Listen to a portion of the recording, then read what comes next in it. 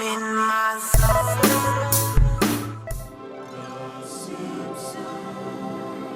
Hey, this is Zero at ReviewZoneHD, and I'm reviewing a copy of The Simpsons on the PlayStation 3.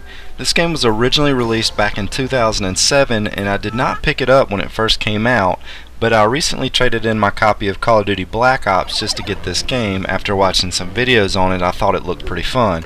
I've enjoyed most of the previous Simpsons games that span across many different consoles, my favorite probably being the original Simpsons game on regular Nintendo. I knew when buying this game that it did not have trophy support, and for someone like me that enjoys collecting trophies, I only own a couple other games that don't have this feature.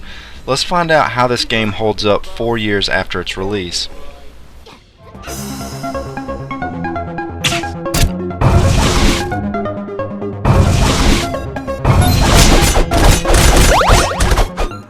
The graphics on the game have a mirror image with the TV show, with the only exception being in some of the cutscenes. It was rather strange to see some cutscenes look very well drawn and crisp, to other ones that look as if it was done by a completely different team of artists. You'll know when you come across these cutscenes as they really stand out like a sore thumb.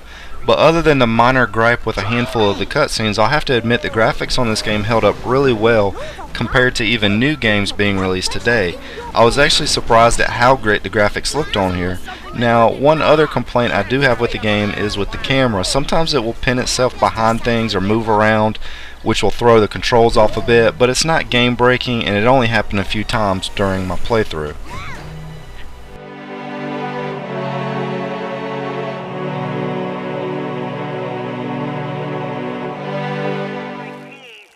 The story in the game is actually pretty good because it's basically making fun of itself, and the humor in the game is actually really funny.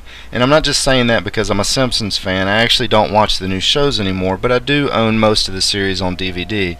The story is based off the Simpsons finding and sharing an instruction manual, and each of them gains some sort of special power after reading it. While this sounds silly, it is, and again it's based off of a cartoon, so don't expect some sort of deep moving story. It's just kind of there for the laughs and to move the story along, and I actually enjoyed watching the cutscenes on here.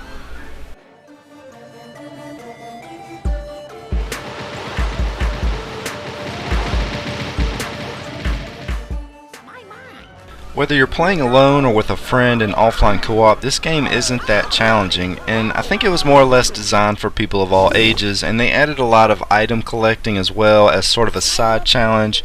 Speaking of which, I'm not a huge fan of collecting stuff, but they actually did a really good job with this aspect of the game, so I found myself actually trying to collect the items on here. The combat and the puzzles on the game are all very simple, so don't expect to have to stop and think too much as to what you need to do on here.